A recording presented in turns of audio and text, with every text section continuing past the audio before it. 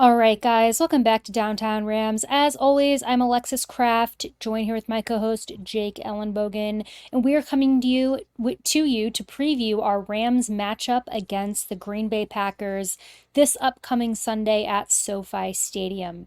Jake, we are all ready to move on from last week's game and focus on this week's matchup. Yeah, it should be a fun game. This is two teams that right now the Steelers, good lord, the Packers have gotten just the most of the Rams lately. Sean McVay has not beaten Matt LaFleur. This has been a team that has been in the Rams' way, and if there is any theme for this season that is other than the injuries, it's been at least getting the monkey off their back, which they did with the 49ers. So can they do it again with the Packers? We're going to find out. Before we do find out, just a shout out, today's sponsor, Prize Picks. If you use my code JKBogan, you are going to be able to get $50 instantly when you sign up. As long as you sign up and you put together a $5 lineup, it's very simple. You don't even have to win. Alexis, you don't even have to win. It just, it 50 just pops up. So I'll tell you right now, what I'm feeling really good about, Tutu Atwell, he's going to have more than whatever is put on his plate. I see a lot of 48, 49, around that. He's going to have more than it. I feel very good about him in this game. So if you do too, or there are some other things that you want to check out, go and do that on the Prize Picks app using my code JKBogan. Link is in the description and the comment section below. Alexis, this game is everything to the Rams. They're 1-3. They need a win. It's really that simple. They need a win. If they get in the bye at 2-3, they come out of the bye, they win that game against the Raiders. Guess what, Alexis? They have the same amount of wins going into week 8 as they did last year going into week 11. After that, we know they won 7 of the last 8 and they went to the playoffs. There's no reason to suggest that this team can't do it again. And I'd find it really easy to understand if all of a sudden this team just came out and just, fire lit under their ass. That Bears game was just awful. They come out, they beat the Packers, they beat the Raiders, hell, they beat the Vikings in prime time. I wouldn't be surprised. They have the talent, they have the coaching staff. It has been injuries, but also who cares if it was injuries or not? And that was my biggest thing. Like, that was my theme. When you look at the Bears game, they still should have won with all those injuries. But if you can hold on and you can do your thing, eventually those players are going to come back. We're seeing it now. Darious Williams, he'll be back in this game. I can say that you should expect an Ahkello Witherspoon bump in snaps this week. So feeling good about that. The linebackers, I got nothing, Alexis. I got literally nothing. I know a lot of people are going to be upset about that. I think you will be expected to see the same linebackers in charge, whether they should be or not. Yeah, like you touched on, it's a very weird and a very kind of disappointing situation when you're going to a week 5 game and it feels like it's your season.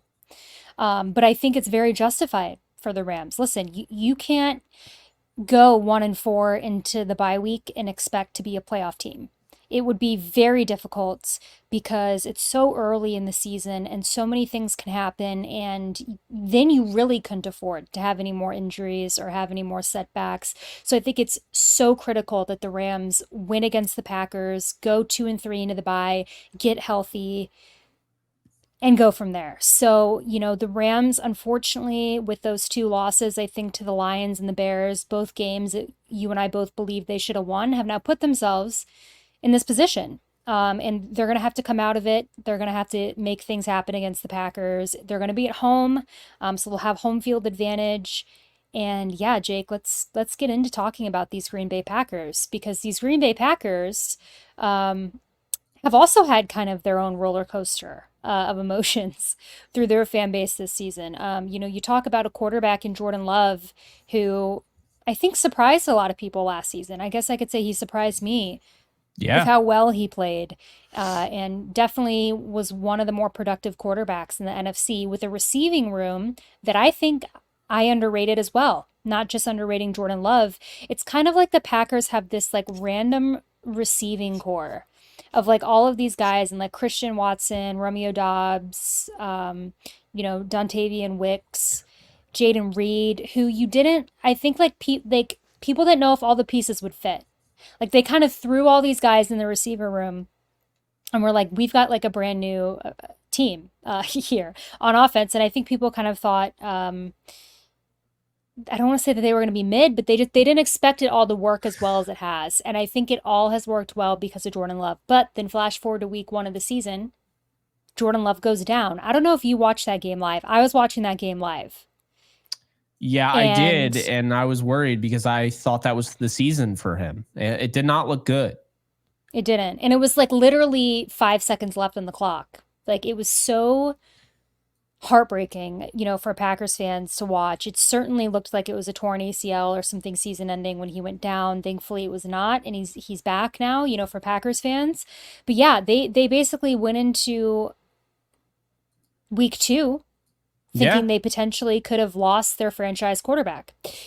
They've since traded for Malik Willis, who is surprised. I know that you're very high on Malik Willis. You were when he was coming out during the draft. He didn't have that great of a start to his career in Tennessee, but he seems to have been thriving in Green Bay aside from the game last week against Minnesota. But Jake, looking at this Packers offense, or wait, he didn't play last week. Was running back Love back last week? Yeah, no, he played Who last week. was He had like 4 Malik Willis? touchdowns or 3 touchdowns and 4 interceptions or something. Jordan Love did. Not Yeah, okay, yeah, you're not right. Malik You're Willis. right. Jordan Love came back last week. So, Jake, looking at this Green Bay Packers offense, like I said, they have kind of that plethora of receivers, all who have played really well, kind of in their own way. They've got 2 tight ends, Tucker Kraft, who I'm not related to, but I am a fan of because of his last name, and Luke Musgrave, and then you've got Josh Jacobs, who is kind of a star running back. Um, yeah, on paper, very, very good, I would say decent offense, Jake. What do you think is going to be the key to stopping them? Do you think that they're going to try to get get Josh Jacobs going on the ground? Do you think they're going to go back to kind of their receivers because they've got some injuries right now at receivers? At receiver, Christian Watson out, Dobbs questionable. Oh yeah, Dobbs Um, isn't going to play. So so personal that's a big thing puts loss him for as them. doubtful. Yeah. Yeah. Yeah, it's going to be Wicks, Kraft. You'll see Reed as well. I think Reed is their number 1. And then Mm-hmm. Malik Heath, I believe, will be the other wide receiver. So, yeah, they're down, but so are the Rams. So no one's going to feel sorry for you. The reality is, though, the Packers just need to run the ball. If they can run the ball with Josh Jacobs against this Rams defense, Rams have done nothing to show me that they're going to be able to stop him. They're the worst run defense in the league statistically right now. So I think this is a good game for Jacobs to get going because, it hasn't been as smooth sailing as maybe a lot of Packers fans thought. This is a natural fit. To be honest with you, I'll be brutally honest with you. I think Aaron Jones is a hell of a lot better. And he fits that offense way more than Josh Jacobs does. So I think Jacobs is a really good player. Otherwise, he wouldn't be on my fantasy team. But all jokes aside, though, I mean, if Josh Jacobs can't run against this defense, then he's got some problems. But at the same time, we were just talking about this. DeAndre Swift, 1.8 yards per carry, sees the Rams defense, went off. So, Mm-hmm. we'll see. But I think, up front, it's an offensive line that, is a little banged up. And then for the most part, I mean, Tom is great on that right side, Cameron Tom. But, I think being able to run in between the guards is going to be a big thing because if the Packers are able to just run it down the Rams' throat, I just don't see with how much the Rams have struggled when they get into the red zone to score. I just can't see them winning a shootout, but who knows? Maybe they will. I don't know. Yeah, I think the Packers are going to focus on the ground game with Josh Jacobs. Makes too much sense, like you talked about, looking at this Rams defense and what they've done, looking at, who Josh Jacobs is as a player, looking at, the Packers kind of banged up receiving room. So, yeah, I think if I'm the Rams, I'm sure that they also are on the same page, that they think Josh Jacobs is going to be the featured player for the Packers.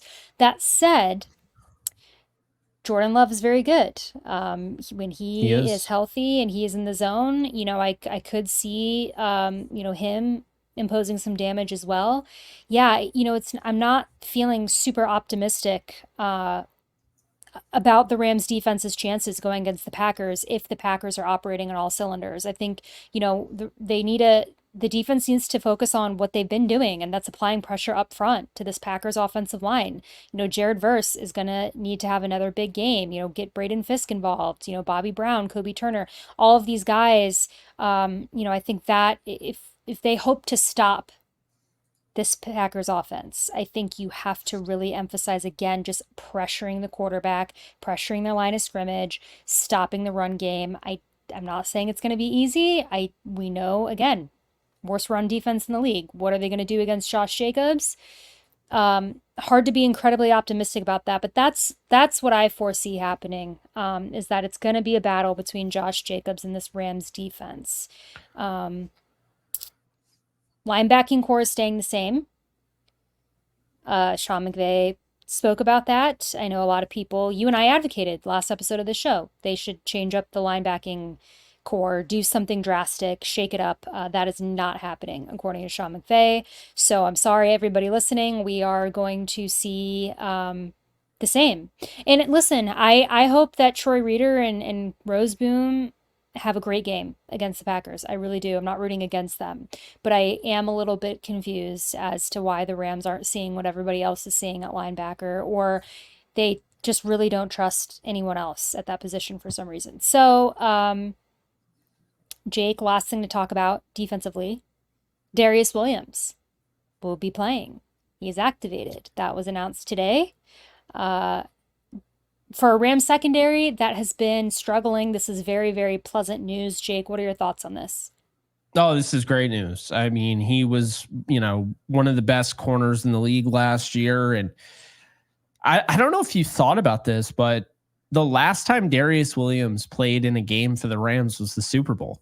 So it's a very interesting, I don't know, the vibe is just very different. But it's just really cool to have him back. And I think him and Akello Witherspoon, they complement each other so well, skill set wise. I think that is 100% the direction the Rams should go in. But I think that having Darius back just in general is just going to be so huge for this team because they're getting pass rush. Okay, and some of the guys, I mean, they haven't really allowed a ton in the the cornerback room, but a lot of it has been penalties, right? And so I think when you look at Darious Williams, this is a guy that is not only disciplined, but in addition to that, he's impressive as far as a ball hawk. He has that ability. He hasn't had a ton of interceptions as of late, but we saw him that year. He had 4 interceptions for the Rams.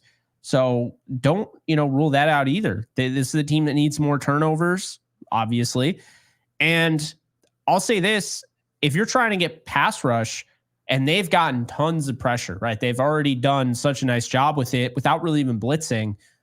There's no excuse, though. This week, that needs to continue. This is an offensive line that has held teams in check. You go back to week 1 against the Eagles. They only allowed 9 pressures on the Eagles, right? Really good stuff. Week 2 against the Colts, 2 pressures. It's like hardly any quarterback rush whatsoever. How about week 3 against the Titans? 4 pressures. That's it. Now, week 4, they allowed their first week of allowing double-digit pressures, 15. That was against the Vikings defense. That was against Brian Flores' defense. It gives you all different looks. So the Rams really need to keep pressuring the quarterback. This can't just be a one-off occurrence. Where, we're going to start off the first 4 games and the 5th game will just be non-existent. No, they have to keep doing what they're doing well, which some people say not a lot. I disagree. I think they're doing a lot well. I think that's why they're in every single game except for the blowout. But Alexis, how I see it, is going into this game, if you want to win, well, you're going to have to continue to do the things you're already doing well. And then you have to improve on the things that you're struggling with. So they have to be better against the run. It has to happen. And they have to continue to rush the passer at the clip that they're doing. And that secondary, there is no excuse with Watson out and Dobbs out. There's zero excuse not to do your job out there and hold them in check. So we know Jordan Love is going to be trying to air this thing out. And we know that, Matt LaFleur is not afraid to run the football against the Rams. But I think this one, you have to be able to stop Josh Jacobs. And if you do, you have to be aware, that Emmanuel Wilson is also on this team. And he's got, some ability there where they'll just move on from Josh Jacobs for X amount of plays. And it's like, that's the thing. If Wilson works, if Emmanuel Wilson works out, they'll just keep using him. So this Packers team is well coached. They are going to change things on a dime. If things aren't working, they're not that team that's just going to continue to do the same thing over and over again. And so the Rams have to be aware of that. I agree. I definitely agree. I think, again, not impossible to stop this Packers offense. I don't think it is, but I think the Rams are going to have to clean up all of the things that they have been doing wrong, which is maybe a big ask. And it sounds super obvious, but yeah, I mean, you have to. I think, again, it all is going to start with that defensive front doing what they've been doing so far this season, but even more consistently this game. It just has to happen. Yeah, I mean, I don't want to be negative, but I think that we're going to need a big game out of the defensive front for sure. But let's talk about the Rams offense, Jake, because like we talked about last week in the Bears game, it was very frustrating to watch this offense, particularly in the red zone. But there was a lot of play calling that we thought was pretty poor. There was a lack of usage in the run game in the red zone. So I'm hoping that we see that this week against this Bears defense. What do you think the Rams offense is going to do, looking at this Packers defense, led by guys like Quay Walker, Rashawn Gary, Kenny Clark, Preston Smith? They've got in the secondary, Xavier McKinney, Eric Stokes. Alexander, I think, is out, right? He's on the injury report. It's not loading for me right now. Yeah, so I'm gonna pull it up. I don't know if he's out. I think he's just listed as questionable. Okay. Because the guys that are doubtful. Loss. Yeah, they ruled out Devontae Wyatt. Christian Watson is doubtful. Mm-hmm. Romeo Dobbs is doubtful. Everyone else is questionable. Valentine, Musgrave, Jordan Morgan, Elton Jenkins, Jonathan Ford, Edgerrin Cooper, and Jair Alexander are all questionable. So that is something. The Rams have already ruled out Laryl Murchison and Cooper Kupp. The rest, they're playing. Darius Williams, Tre'Davious White, Demarcus Robinson, Alec Jackson, Rob Havenstein. So, that's the injury report. So the defensively, the Packers, those are some big names, Jake. Absolutely. And again, questionable. We're not in the Packers world, so we don't know if, sometimes when people are listed as questionable, it's like, well, they're questionable, but it's really leaning towards playing, or they're questionable, but it's leaning towards not playing. So we don't know that because we, I personally don't have any sources in the Packers organization.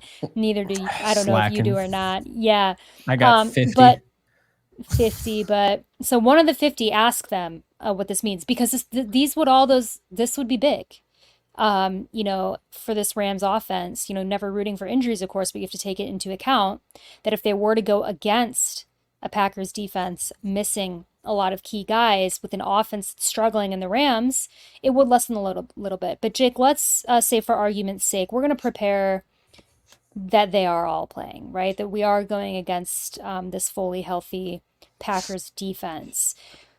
Do you think that this is the week that Sean McVay realizes he needs to run the ball in the red zone? Or that maybe the red zone play calling needs to change? What do you think? The problem is, and this is a problem, the Packers run defense is good. So I don't know if he will. I mean, I would think he's going to run it probably the level that he's running it, because Kyron Williams has more red zone carries than anybody in the league. The problem is they've just been it's so repetitive, lather, rinse, repeat when it comes to those passes in the red zone. It doesn't seem like they really have utilized Atwell or Whittington at all in the red zone. It seems like they really miss Kupp, but I just don't really see why. I mean, I understand Kupp is a huge player, but Sean McVay has to get more out of this. There's too many guys there that can make plays in the red zone, and they just haven't been able to get it done. And it's why they're 1-3 instead of 3-1, because the reality is this Rams team is the second best in the league at getting to the red zone, which is saying a lot, but then they're 28th when they get there. So that's a big deal. I think looking at this game, the Packers do a nice job against the run. They're about a middle of the road team. They're not like elite, right? But a middle of the road, which is still pretty good at this point in the season.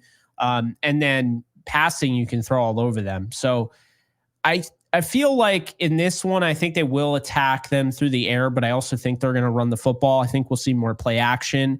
That's been really the biggest issue for me in the red zone. When I went back and I looked at every single red zone play this year, I noticed that they only, out of 26 passes, only ran play action on 4 of them. And I just felt like, to me, if you're the team that is well known as the team that runs the ball in the red zone, because Kyron Williams leads all running backs in red zone carries, then you should take advantage of that with the play action pass. Get them on their toes and whatnot, and catch them off guard. But it just feels like they're not running enough play action, and it's hurt them. And on one of the play action passes, on only 4 of them, they've had a touchdown. So, it's not to say that, that's everything, but you need to see more usage, because the fact is it's supposed to go together like a marriage, the run and the pass.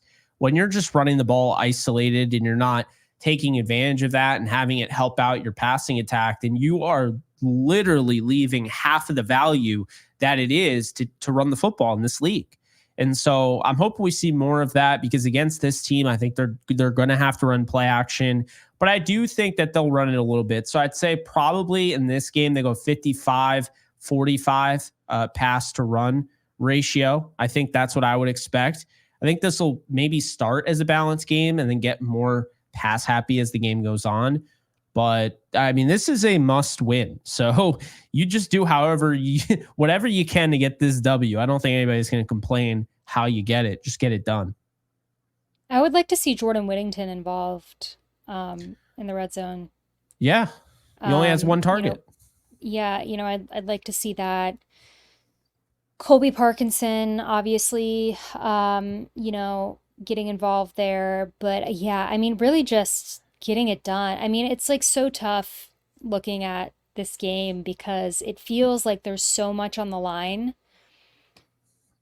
But the Rams, I do think, are going to have to be a little bit bolder, maybe, than they want to be, because there is so much on the line. And it could backfire. It totally could.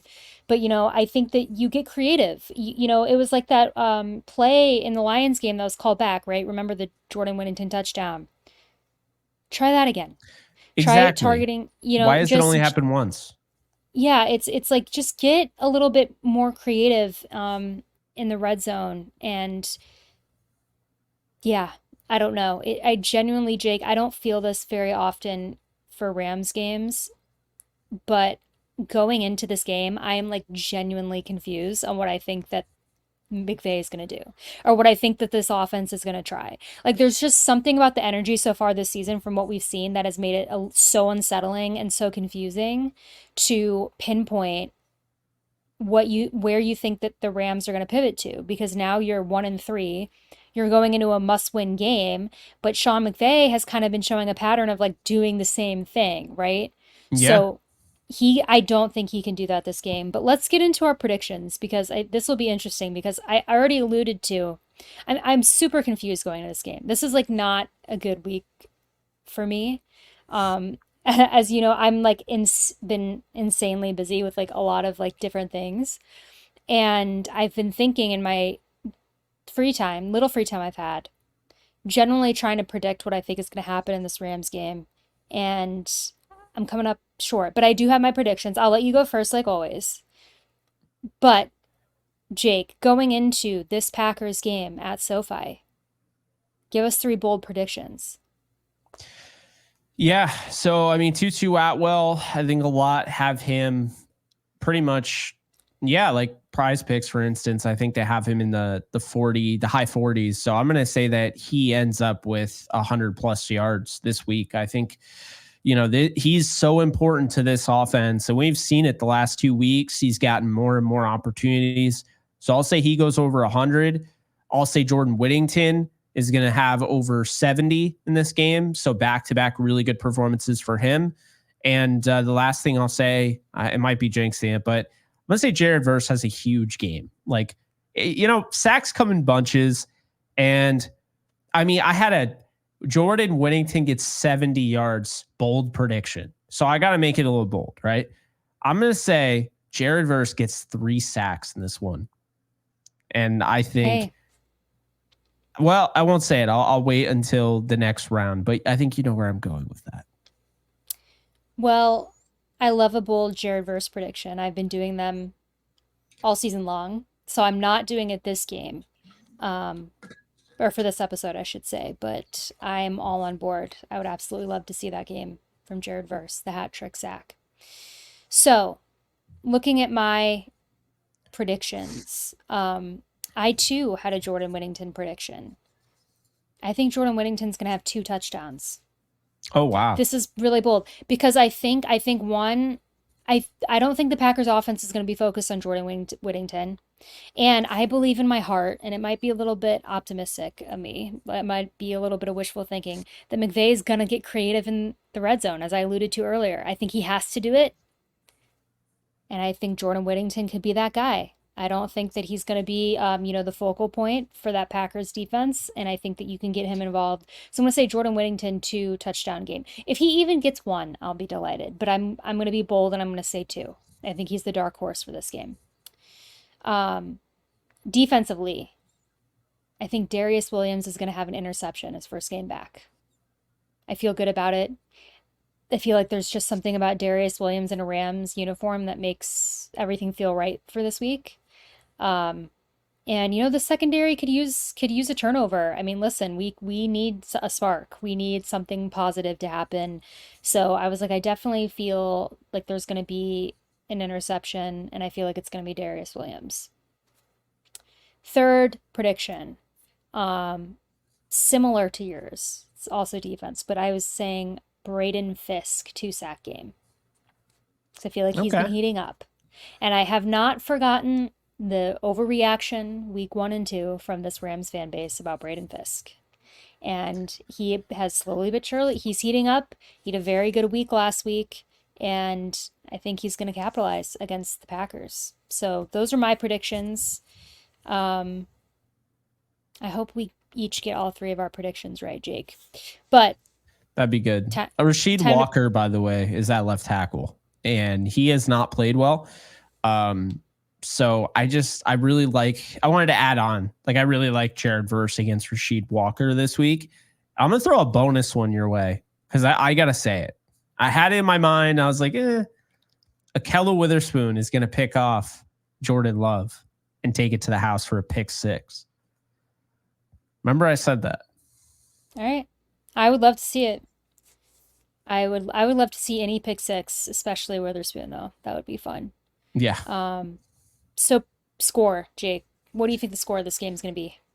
So I have one rule. I don't know how it happens, but there's a score that just comes to me. And the first score that comes to me is how I pick the game. Same Truthfully, here. 24-23 Rams.